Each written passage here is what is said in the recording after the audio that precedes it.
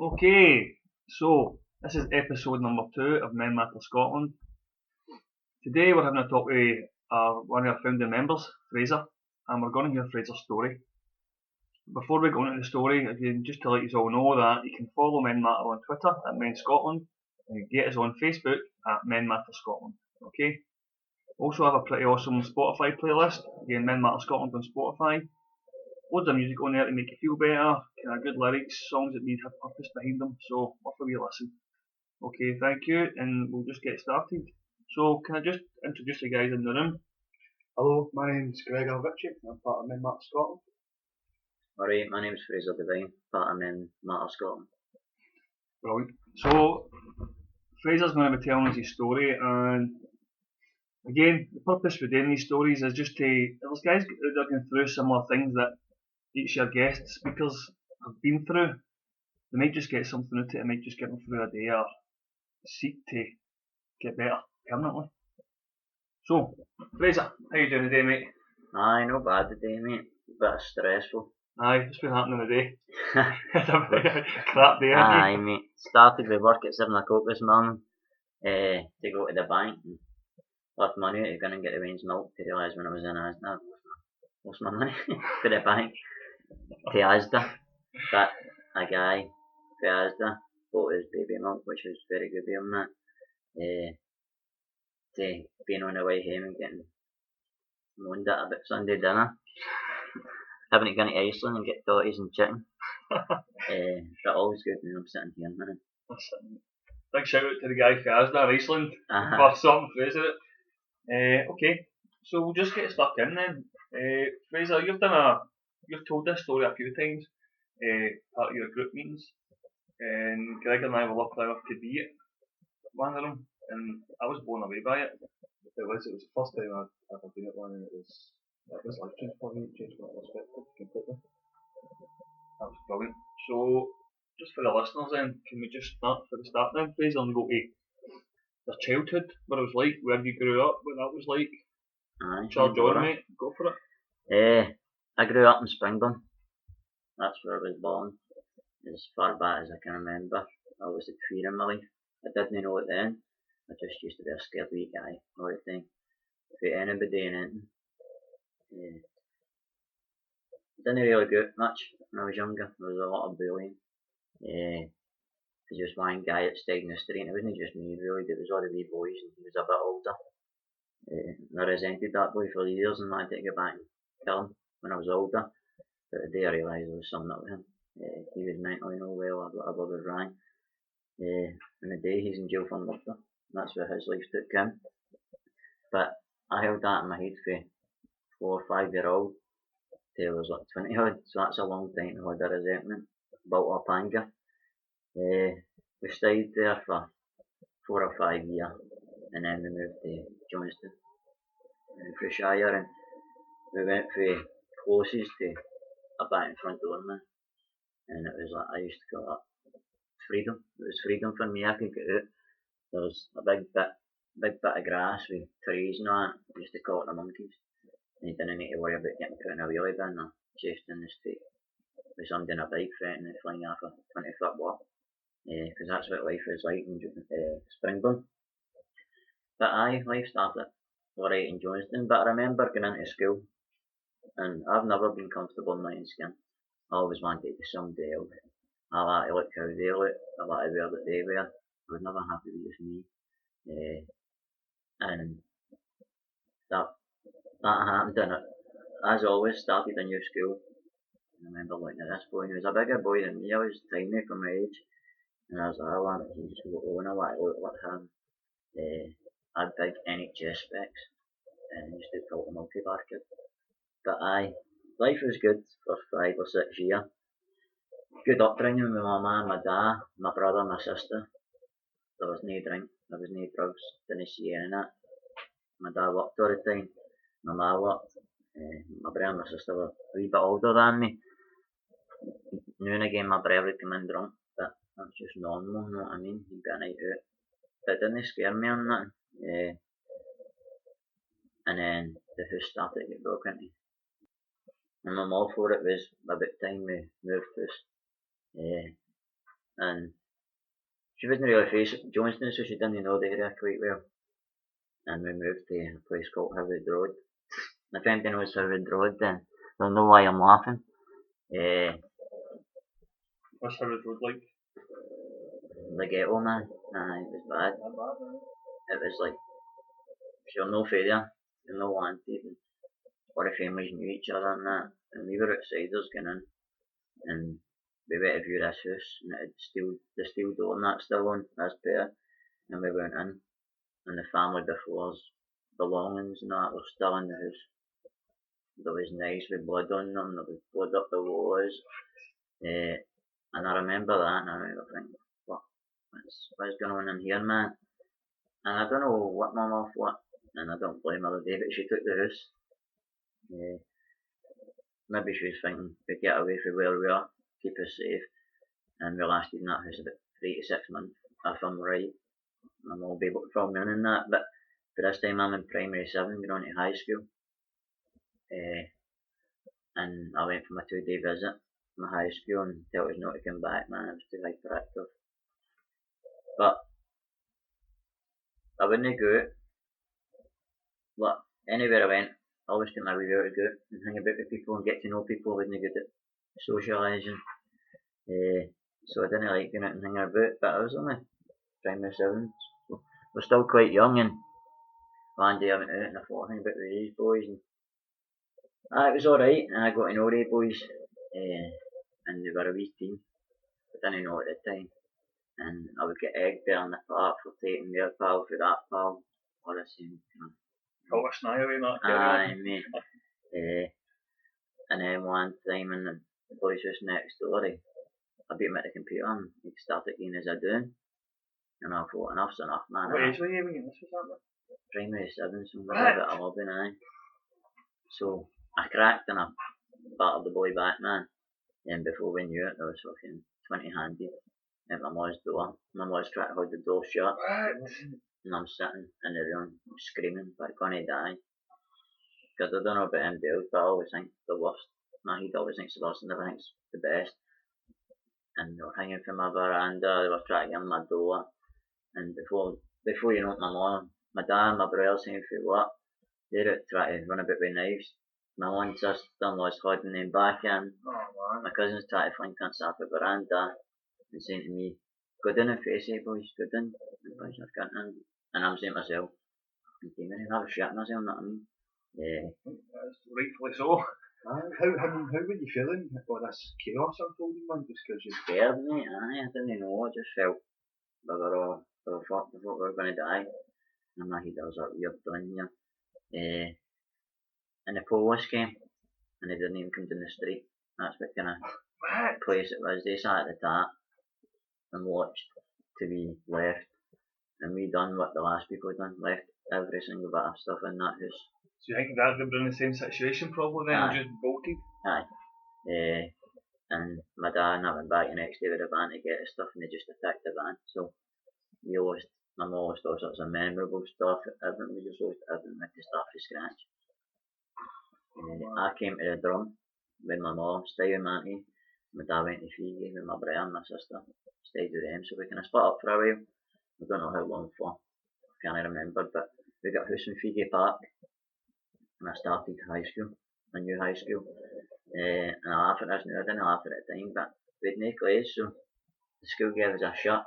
What I thought was a shirt, it was a blouse, and I was wearing a blouse for the first 6 months of high school. But my mum and dad still worked away and built stuff back up to the ground and got the house nice. And So pretty much starting from scratch, didn't you? aye. You had to abandon all your stuff. Everything was left. We always had what we needed. My mum and dad made sure of that. See, when you left, did you obviously you've left stuff. How did it make you feel? You've got possessions, your prize in that house. How did it feel just leaving all your stuff? Honestly, can't remember, but probably got it, you know what I mean? Because everything was left, computers a lot, as far back as I can remember. it must have been quite brutal living somewhere pure stressful, really young, and then moving and getting somewhere with pure freedom, like you says, and having to leave the freedom and go into the chaos again, man. That must have been really just pure straining on you. It was up and down that. I don't think I didn't even feel as if it affected me at the time, but as I went on in life, I have resentments for other people that done all that shit. Yep. And I was always going to go and get them back. And when I left there and I started school and I moved to Fiji, my behaviour kicked off bad, man. I wouldn't behave in school, I would attack teachers, I would attack my ma. I would stay up to 4 in the morning, then get up at 6 for school, be in school for 7.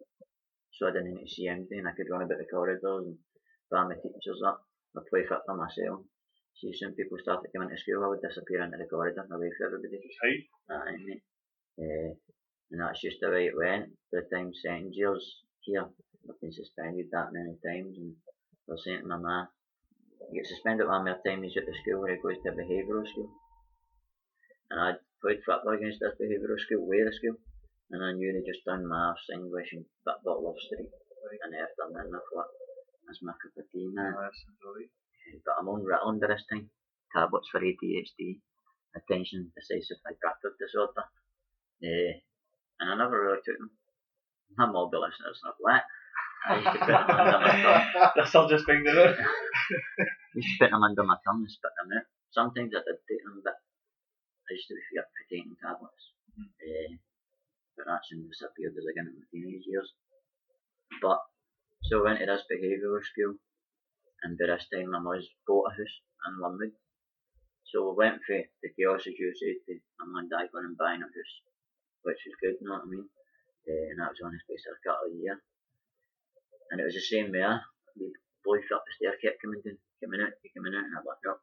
And one day my mum just went, poof, pushed her right out the door. On you go, you're going out now.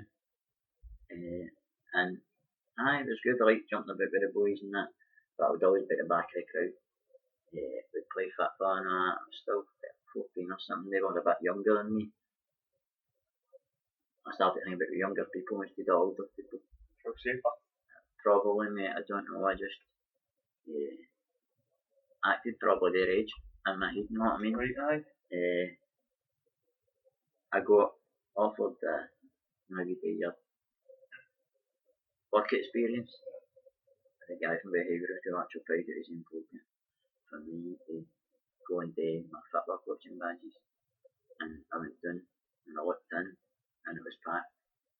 And I ran away. Fear drove us away for that and all. Or else I could have been qualified football coaching and that stuff. But he must have seen some potential in you because you're going to put money in to go for it. I was good at football, man. I was good at what I done. I've always in life I've always had the never give up attitude. You can probably see that in a falls down when we play football. I'll keep going. And that's what ending a day, work. The way ends ending. But so for there, I picked up my first drink at 15. I left. See, before we get to your drinking, see, your childhood, your experiences just sound as if it's been pure bedlam. That's what it sounds like. All that chaos that's been attracted to you, whether it's been people breaking into your house, or 20 people try to climb verandas to get in and get a hold of you. And that's scary stuff, man. That is put the fear in anybody, I think. I totally agree, man. And I think like if one of those things happened to me in my childhood, I'd like that would kick my childhood was mental. You know what I mean? But that's the norm. That's crazy. And another crazy thing is you're saying through that whole process, you didn't even think it became normal. You know what I mean? Not just normal for you, but it's the whole street you're living in. And that's just, especially if ages 1 to 5, that's a really important time for us, brain development and all the rest of it. You know what I mean? A child.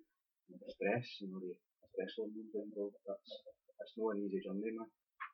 See the places that the kind of bad stuff happens, do you ever go back and visit them, just walk by them or? Not really, no.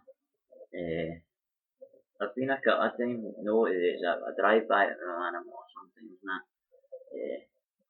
It's alright to look up and go on a side up there, no, and I don't feel bad about it, I feel good that I did have good times up in that house. That get broke into, there was good times up there was bad times up there, but it was like everywhere, everything in life. I used to get a buzz beside it, top of a cliff, and this will sound nuts, my head is right. I used to get a buzz of hanging off the cliff with a wee pole that just stuck out the cliff, and see if that snapped, that would have been deep. So you would just creep off a bit and hold on to that pole? The excitement of And I've always had that excitement of danger in my life, right? See what that says to me, it's like, I think people are living in stressful environments and they get used to that stress and things maybe die down a wee bit. The body gets used to seeking for that adrenaline, seeking for that excitement, and that could be hanging for a cliff or that could be good to a gunfight or Danger. somebody, aye. Yep. See, I look at it now, when we drive by, we don't drive by often, I'm not like that much, but I look at it and I think, fuck me man, if I fell, at the same time you But get that it's excitement almost feeling. like Gregor's saying, you're chasing that adrenaline, because when you're in fear for your safety, the adrenaline is released in your body for you either fight or flight. And again, if you've been in situations where you're picked on, adrenaline getting released when you're younger, getting bullied by that guy who's in jail now, or having a mob of 20 people with blades at your door, again, fear for your life, natural. Adrenaline's getting pumped through your body, and your body can get, I wouldn't say addicted to it, maybe it can, but it definitely looks for that, something else that seems mundane after that. That kind of, The buzz, I that still get danger. that buzz today. See, if I'm walking across the road, I need to be right next to him walking, and I'm going to cross. And it's just something I've always done. I've always, just like the wind going by, is it? Yeah. Mental, but I just like that. Yeah. Aye. I enjoy that. That sounds mental, but I enjoy that. Aye. And there's loads of people can maybe recognise that and kind of go along with it. People jumping off cliffs with parachutes, base jumpers. I mean, these guys with parachutes, with the wingsuits, just fly down mountains with wingsuits. The Red Bull crew and all that. Red Bull guys, aye. So there's probably millions of people out there who have got that exact same kind of desire to have a taste of that adrenaline rush. Maybe different levels of it, I mean, nobody falling close to motors or buses, man, clipping your ear. But it does sound like, I get why you've got that, that fears there, if you're growing up, that stuff would, again, put the fear into anybody, man. That's it. A lot of people probably from my past that kind of done the bullying and all that, they're not well, I know, I realise that today. I had a boy, I was 9, and I had football goals and we bulgy mans up in the park. And he came up and he's wanting my goals and I said no, and he put a blade to my throat. 9-year-old, but he soon got chased in the fucking street, my sister's boyfriend, with a blade, and that was all mental, I mean, I'm not, Aye. but that boy did drugs, you know what I mean? So he was obviously messed up at that point and all. He died with drugs and got flung out in a forest and squeezed to the cabin. It's just not a nice way to go, you know what I mean? That's tragic, man. Again, you've been listening to you, man, you've been exposed to a lot of violence at a young age. I mean, I grew up a Hull in the Drum, and there was always gang fights and stuff, but it was never towards me, so I was almost an observer of gang violence and like kind of culture, but you've been a victim, mate. You've had a knife to your throat for a set of goals. You know what I mean? So, mental, aye. and again, that, I've got, obviously we've got all the kids here. Imagine your brain is getting that, exposed to that violence at 9. What's the youngest age you've been exposed to violence at, apart from your monster in the heap? What had that? Aye, I'll back her up. This is me very early scared me. She was a bit older, and I'll tell you one thing. She punched us and knocked us clean out, man. That was me turning up by the door with 3 or 4 bodies carrying me. Like, there's your boy who's trying to knock down my motors, and my mum just drive through my brother, scared to right in the face and talked down a rent. And I still bring it up to this day. I can laugh at it today. But I don't know, it's probably, for me, the actual violence. The bullying that was shouting up and trying to put in bin that, but the blade to my throat in the park I was myself with this boy and he's like, these your goals, and I'm like, no, he's like, these your goals. I'm not saying who would I use So that. what age would you have been about? 14 maybe. Aye, he's only a wee bit older than me. Wow, man. But I met him years down the line and I stood and spoke to him. That's another sort of going to come on to then. These guys have kind of caused you issues in the past. Have you met up with them and have you had conversations with them? Just that one boy. And it was only a few years later. I met up with him, wasn't that much. His brother stayed in the road Fraser and get back. And I just knew to be wary of him, but didn't think about him, I just said alright, but I think that was just fear. Is he going to pull out an arm knife, you know what I mean? Aye. I would be nice to anybody, just so you don't start any half, because I'm not fighting. But see, like, talking about like people running about causing havoc and all the rest of it, would you think those people are just running about feeling the same as you, feeling that stressed out or nuts, that hardwired and then seeking that adrenaline, just what the fuck. I would say they believe they've been missing something in life, you know. I realise that today. I mean, maybe they weren't showing any love or had any support when they were wins, and that's the only way they knew how to lash out. Especially the boy with a knife in the part. I don't think he'd have a supporting family base, and that's how he ended up where he ended up, you know what I mean? Take drugs to make yourself feel better. That's what I'd done. I'm just lucky I'm still here today, but that boy isn't. Okay, so going to the alcohol then, Fraser, that's cool. Do you want to tell us when you had your first drink? I had my first drink 14, 15. Seems quite a Tell common age, isn't it? Tell a lie. I drank a can of Tennent's when I was about 10 or something, 12, but I didn't like it. That was because I used to follow junior football with my uncle, who was up 40 odd years sober. But I didn't know that at the time. He just used to take us to the junior football. And we won a cup, man, he says, here, there's a wee drink of that. And I didn't like it. But then, when I started hanging about in the team, as I says, I moved to Linwood and got involved with boys. And they were all good boys, they were all cracking. And one night they decided that you want to get a drink. And I was like, aye. And I knew this guy from Figgy Park, and he was kicking about, and I was like, you're going to get us a bed. You know, and he go with it. And he followed us, and he didn't know we were following us. He was following us, we planked it, man, we went back for it, and he snaffled it off. But my first proper drink I can remember was a bottle of Mad Dog. Orange Mad Dog. And I came to in a course, lying on my back, full of sick. Glasses at one side, false teeth at the other. Aye, because I've got false teeth, but this time I'm 15, 14, 15, aye. Had some sort of gum disease and sweeties didn't help, but I just used to eat sweeties all the time. But I've not got them off, I was just some of them. But I came to in that course, nobody around about me, nothing. And I remember going to the door, and my dad's like, do you know what time it is and that? Must have been during the night, and he said, there's no fun drugs on us. And the first thing I said, that isn't mine. That I did all my life. I was like, that's not mine, that's his. I used to blame everybody. Denial, but it wasn't me.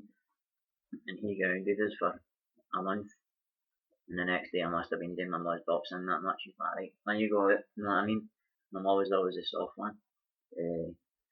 But aye, so, seeing I took that drink, I felt different from what I did feel. I felt as if I was part of the team. I didn't want to look like you, I didn't want to look like you, or how about you doing, I wanted to look like me, but I had the confidence to go and speak to birds, and I was off my nut. And the more off my nut I was, I thought everybody liked me because I was mental. And that's just the way I continued. By the time I'm 16 and a half, I've got drink and drug problems and I don't even know it. I'm thinking I'm having a good time. My pals used to go in at night and I would do it all weekend. And they'd be like, do you not go home now? Like, you wanted to drink? Mum will have a drink, man, let's have a party. By the time I'm 16 and a half, my mum and dad's had enough. I'm stealing money out of their bank accounts, following my mum to the bank, watching her put a pin in and then taking in money for her to pay after dealers. And at that time, that's people I looked up to, because they had the respect.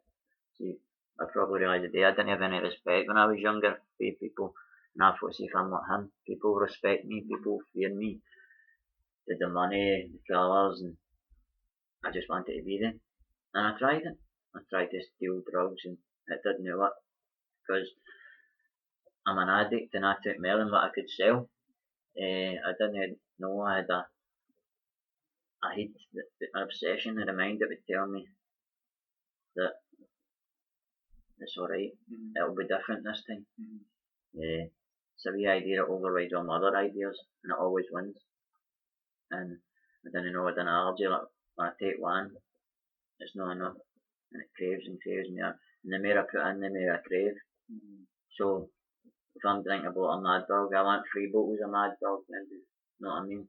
No matter what state I get in. But at the time I'm 16 and a half, I'm taking 10 ecstasy a night, 10 ecstasy a day.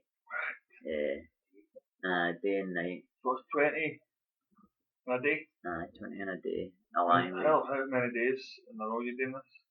Probably daily. But wouldn't maybe know every day, but there was a time and I can't, well, obviously everything I've done in life pinpoint Aye. when that time was. Yep. I just remember I used to take 10 at night, because I used to go to jail at night time, and then in the morning before I started my work. So it was probably when I was about 18 I'd done that. But I was taking ecstasy in that at 16 and a half, because I had a party, a leaving party, for all my pals to come to. Because my mum and my brother must have been talking behind my back. She says, we'll take him to Oban. My brother stayed up in Oban, he worked in a shop, and he took me up there to stay. He gave me a job. But the leaving party, I had a fling with a couple of people in. And I woke up in the morning and my room was full of bottles, and I can vaguely remember people running up to my stair, calling themselves and down in the door because they're full of ecky and they're trying to whatever releasing their body. And my sister's in the house with her two wee boys. Two wee boys a day, which come to men matter, who are now 16 and 17. They're only 1, 2 maybe. And I've got all this mob in the house. So I'm probably installing the fear into them that I had installed into me from my childhood. I thought it was alright, I was having a party and everybody was happy. And my mum drove me up to Oban that day, drove home and drove back up 300 miles in the one day because I woke up in a hospital. Shouting, I'm dying, my mum's at dancing. I don't know if it was called turkey overdose neck, I don't know. But that was just one of many hospital visits to be. So fast forward a wee bit. By the time I'm 19, I'm homeless. I'm jobless. I've no pals. I'm stealing half them dick and steal half them.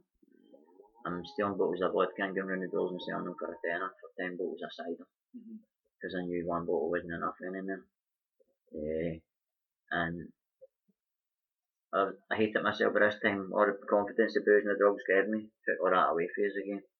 Then I who I'd become, thought I was a black sheep of the family, a wee arsehole. I used to self-harm, and for 2 weeks in a row I tried to kill myself. Took overdoses and I woke up in hospital both times, and it was my man and dad was sitting at my bedside. Knowing the pals from my past or drug dealers who said, well, I'll look after you, wee man, none of them. It was my man and dad who were always there, who I hadn't seen in months because I couldn't go to town, I stayed in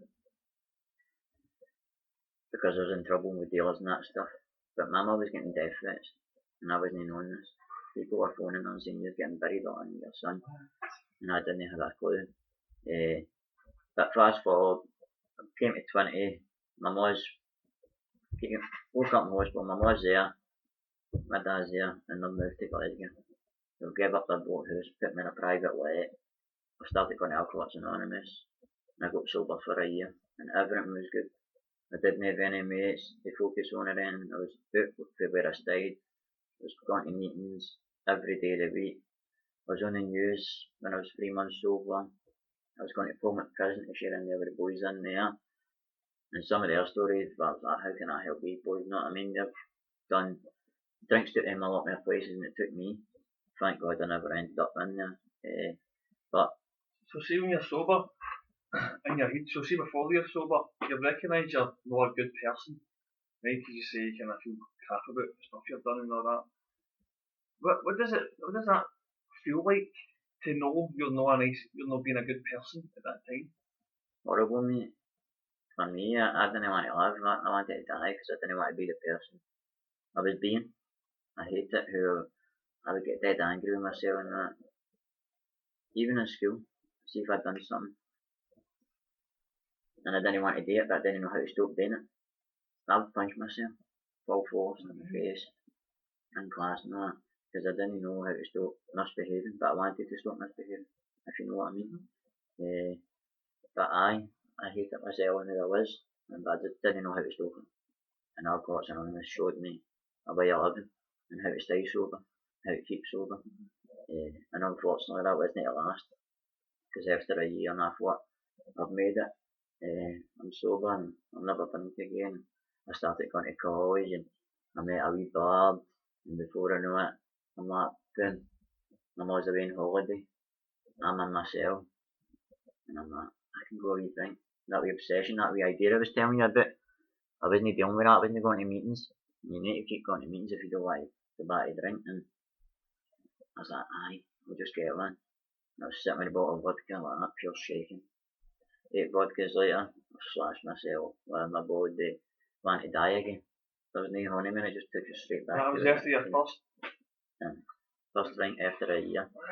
Where I'd been, there was no respite. And that was to continue for another 7 years, believe it or not. Oh, wow. No constantly this time, but vendors. And again, my mum and dad were always there. They moved away because I moved in with a lassie after 2 months. The lassie's like, you're too much for me, and I don't blame her the day. And the way I dealt with it is I went home to that wee house, locked myself in, phoned my brother, phoned my sister, phoned my mum and dad and says, I'm not to do with yous, don't love yous, I'm a black sheep, and I'm going to die. And I was going to do myself in again. So would you say obviously that you've obviously started struggling with alcohol and then you've managed to come off it for a whole year and you've back on it again for that thing you've tried to end your life with. So you've essentially basically just gave up on yourself. Aye, because I thought, I've tried it, I've got sober. And see when you've been to AA and then you go and drink again, you've got a head full of AA and a belly full of booze and your head's telling you not to do it, and the back head's telling you it's alright, but you know it's not alright, you know what you suffer for now, you know, but you're just powerless, you're powerless. Is that what it feels like? You've actually no control? Aye, I've no Is control. that what it feels like? Aye. As soon as I've got one, I would eat the one after for the next one. There's a power behind it, just pushing you to get that, man. I like a drink. I probably had my first drink when I was really about 15, bottle of cider. But even to this day, man, throughout my whole life, and I used to go on boys' holidays and 2 weeks of pure boozing and having a belt at a time. I've never had that drive to, I need. It was always just a fancy, or I want, or I'm in this environment where we're going to be drinking. I can't understand the addiction side of alcohol and that powerless feeling you get. It's like that. I chose to take my first drink. I didn't choose to become an alcoholic addict. There's just something different in my mind and in my body that's different from normal people. Right. I can't explain. The only way I can explain is it's an idea that overrides all other ideas. So it beats that.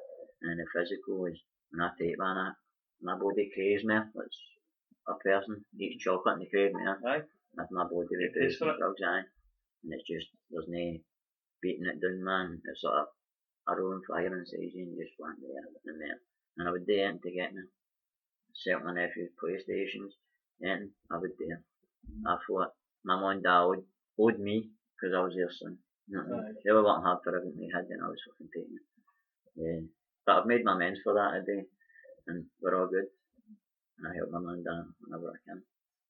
But for there, I moved to Drum Chapel, done the same in the drum everywhere else. Took drink, took drugs, got into debt. My mum paid my debt, just a vicious circle. And I just quickly, on this, one of my suicide attempts was flying myself in front of a fire engine. Fire engine stopped, and then I laid in the middle of the road, wanting lots to hit me. And came to in hospital with 2 police, 2 psychiatrists, my mum, my brother. And the psychiatrists are saying there's nothing we can do for him. So that's how I believe it's good to speak to people that've been through it, got real life stories, instead of the ones that I've reading down about. I'm not saying they're no good, but I've not lived it, so they don't know what you're thinking or feeling. So that was just a wee bit on there. But aye, so for this time I'm in my 20s and I'm still doing the same stuff that teenagers do. And I've no pals up here because I don't know anybody. I play football and that and my cousins, and he stays up for his life, and I'm going to his and I'm drinking and that stuff. And I'm going to A still, but I'm still drinking. And then I'll get so many hours sober and drink again. But I met a lassie and she became my bud, and a year later we got a house together and I must have been off my nut. Not to get a house where I mean I must have been off my nut, but still with drinking drugs, you know what I mean? You're glad you clarified that, Fraser. She would do us in that. But aye. After that, we got Rosie together and she fell pregnant. And my daughter Haley came along, and honest to God, when I was in that birthing room and I seen her, I made a promise, and I meant that promise with the bottom of my feet, man, that I was never ever going to take down bills again. And I meant it. Because when I was young, I used to say to my mum, I'm going to get you a fit with you. I mean, she used to say, you can't take care of yourself. Yeah, I can't, know what I mean? And that's when we see her now, isn't he? See, a year later, I'm crawling about my fire, sniffing childly, drinking when they're sleeping, she's finding stuff, places she shouldn't have found it, and people coming to the door for money and that, and she's just went, had enough, you're out of here, and that took me to Clyde, what I tossed myself in, just standing there like that, you're a fucking arsehole, you've done it every day of your life, now you're doing it your way, who do you think you are? And I just really wanted to dive in that Clyde. And if it wasn't for, and I'll give her someone a special mention, Katie, for Angus and the Tune. That's a place the brew put you onto when you're looking for what. The lad went in there, on the way to that bridge, I went in there, and I just broke down, man, and she gave me a mobile phone with a top up, gave me the number, so I could get in contact, she knew I was alright, and I would probably say that phone saved my life. Because with that phone I was managing to get hold of Jade, and she was saying, go to Manty's, and I got somewhere safe, and I went to a meeting that night, and I just sat and drank, and that was the last time I ever drank or took drugs. And it's not always easy. So what age are you at this point? 3 years ago, 28. 28. Aye. And it's not always easy, but went back to meetings, got a sponsor, and that woman was Moroccan, as well as Jade being Moroccan. I need to mention her because she stuck by us. Anybody else would have been like, get to. I've got away now and you can't do this, but she stuck by us, and understood I had to go to meetings to stay sober, and that's what I've done for a full year. Meetings every day, meetings every night. Don't know how many I've done, and life started to get better. I went through the program of recovery that's in Alcoholics Anonymous, and that's a design for living. It's a thing I done the first time round, but I didn't live it. I didn't practice it on a daily basis in my life. I just thought you done it and that was it. And that's just 12 steps really in life, and some of them were looking at my past and where I had went wrong, and what was wrong with me, my ego, my pride, my self-esteem, and how I would fix it. And then Martin to the people I'd harmed, made amends. I'll go and make amends, and then it's just a bit a daily routine of getting up. I pray. I don't know if I pray, but I pray because I know it works. I've had pals that have died with one drug, one drink, and I'm still here today after so many suicide attempts. So somebody's looking after me. And then I'll say a few wee prayers, and then I'll just go on my day. And it's about trying to be nice to people, try to be patient, try to be kind. Yeah. And I'm not always like that. Jade will tell you, I'm laughing at in the house sometimes with her in the rains. But now, 3 years later, 3 years sober and clean for drugs, I've got 3 veins, under 4, and it's mental. But I'd rather this life than the life I led. See, just touching on, I don't know if it is one of the steps, is to make amends. Aye. Is that one of the steps? Aye. So, so you've made contact with people then now, you've hurt in the past. Aye. How does it feel, firstly, making contact with that person, and how does it feel to be able to apologise sober to that person?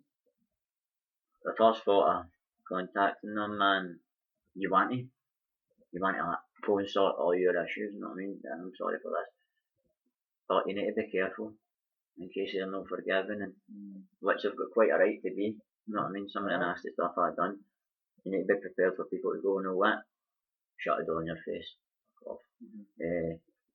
But I got on with it, man, and done it, and there was a few that I didn't want to do, and I had to do. I made amends to my brother, he punched us. I took it, for the stuff I'd done to him. But so it feels good when you do it, you feel better. And it's not something in the back of your mind anymore. You know what I mean? First of all, you get it ordered in paper and share it with somebody, the sponsor, and it's away. And there was big stuff I kept and I didn't want to share, but I shared it and it's all away, you know what I mean? So when you've no made amends, do you still think about it all the time? Is it what baggage you're carrying about with you? Is it a big cloud or just Aye, for me anyway, it's like, I done that, I shouldn't have fucking done that, you know what I mean? Why did you do that? And there's some people that I can't get amends to that are deep. And I regret that, you know what I mean? But that's how it is. I pray on it and ask for forgiveness and just get on with it. But aye, I'm not going to share it on this group there, but I'll share it with you after what I've done, you know what I mean? Aye. So you're here today then, Fraser. You stuck to the AA programme. You still sticking to that? I try my best on a daily basis. I'm not perfect. Nobody will tell you nobody's perfect at it. So as long as you keep trying, you don't fall back on yourself. And I don't do many meetings now. I don't do any meetings to be honest. And I should. That's not how you should go about it. So if you go to the places, stick to it. But I'm just busy. I've got a job now that I could never have done. I'm working. I've got 3 weigh-ins. I've got a partner who doesn't keep good all the time. And I'm with men matter. Try to drive this out there and help other guys, you know what I mean? So they don't need to suffer the way I suffer. So Fraser, see all the stuff that you've just spoke about in your life experiences and that. How do you think that helps you help other guys when you're involved in Men Matter? Because I can tell them where I've been. I can't tell them what to do with their life. So hopefully just even talk to them. And then they realise if somebody else has been there, then I can maybe do what he done and get the help, you know what I mean? I've tried to help guys since I've got sober. Some have worked out, some haven't. But I've stayed sober. And that's the selfishness part of it. Is that I stay sober. But I'm still willing to help, you know what I mean? I think Gregor's kind of touched on as well is when, like you said it as well, you're not talking to people from behind a book.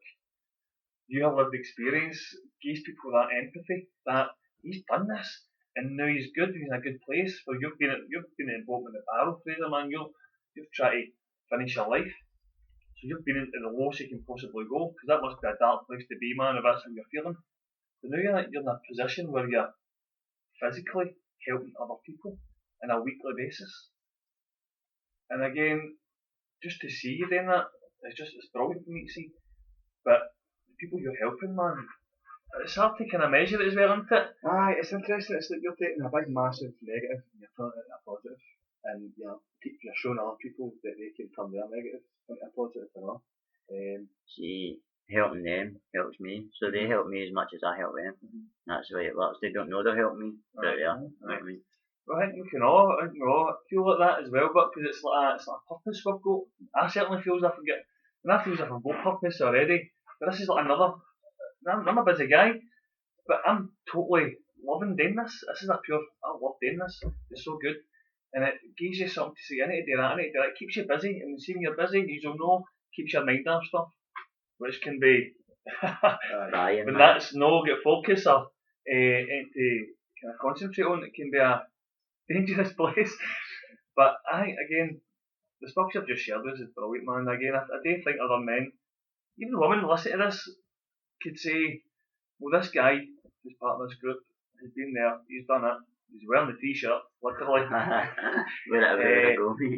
And he's a pure ambassador, especially for people who came through the alcohol addiction side of it. Absolutely. Massive ambassador. And I'd add to that as well, man. I mean, people hear addictions and there's still a lot of stigma associated with it there, but I mean, literally just about every single person I know is addicted to something, not you know, it's a phone or sugar or all these sorts of stuff. And so that's addiction triggers the same sort of areas in the brain. Yeah. But what you're able to do, Fraser, is look down the road far enough and tell people that you're heading for the rock bottom.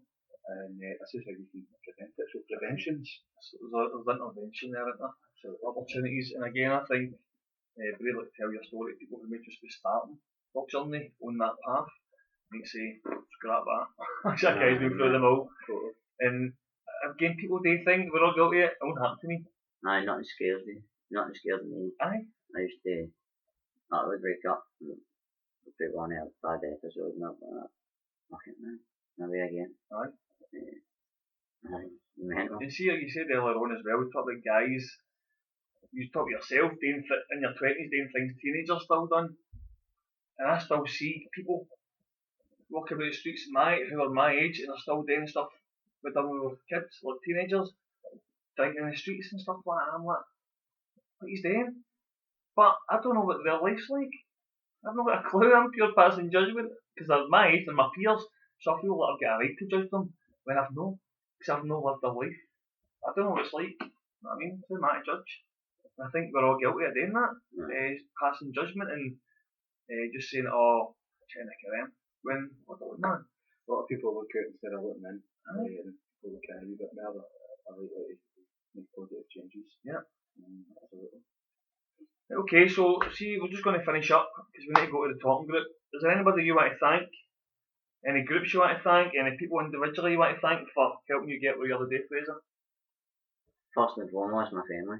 My man and dad I would thank for being by my side through all the shite and still being by my side today. And that stretches out to probably all my family. I've had a wee bit in helping us out. Gilgill Trust in Govan. They helped us when I first got sober. They were a woodwork charity. We've done amazing stuff for them. Prince's Trust were good for us. Alcoholics Anonymous definitely. And other fellowships. My sponsor, she knows who she is, I'm not going to name her. I owe her a lot. She basically helped save my life as well. And Jade, my partner, for sticking by us. And I know it's not easy. It can be a pain in the arse sometimes, but so can I. And my lanes, my focus is my lanes today. And my work, TK Mac for being supportive in the last few months. Yeah, I've been supportive of it. Wow. Okay, we'll finish on that. Yep, you got that. Right, folks, so this has been episode 2 of Men Matter Scotland. You were listening to Fraser telling his story. I think you'll all agree it's a hard-hitting story, but there's hope. And if you're going through anything like that, don't forget you're not alone. There'll be people who have been through it, people who want to listen to you, and people who want to help you. Okay, there's other groups out there who are closer to you if you're not near Drum Chapel, so if you want to know who they are, let us know and we'll put you in contact, okay? So thanks for listening, and look after yourself. See you later, guys. See you later. Cheers.